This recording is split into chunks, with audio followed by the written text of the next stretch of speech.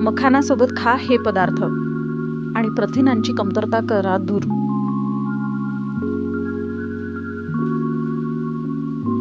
प्रथिने हे आपल्या शरीरासाठी अत्यावश्यक असतात. ते आपल्या स्नायूंच्या वाढीसाठी, ऊर्जेसाठी आणि रोगप्रतिकारक शक्तीसाठी आवश्यक असतात.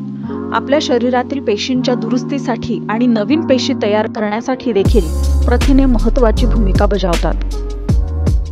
मखाना हा प्रथिनांचा एक चांगला स्रोत आहे. मखान्यामध्ये कॅल्शियम, मॅग्नेशियम, फॉस्फरस आणि लोह देखील असते.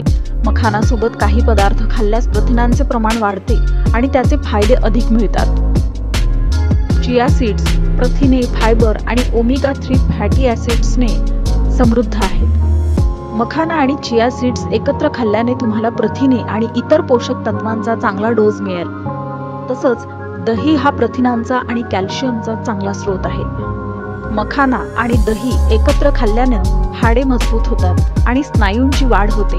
याशिवाय सोयाबीन हे वनस्पती आधारित प्रथिनांचे एक उत्तम स्रोत आहे. मखाना आणि सोयाबीन एकत्र खाल्ल्याने तुम्हाला संपूर्ण प्रथिने मिळतील.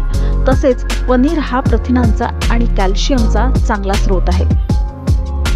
मखाना आणि पनीर एकत्र खाल्ल्याने तुम्हाला प्रथिने आणि कॅल्शियमचा चांगला डोस मिळेल.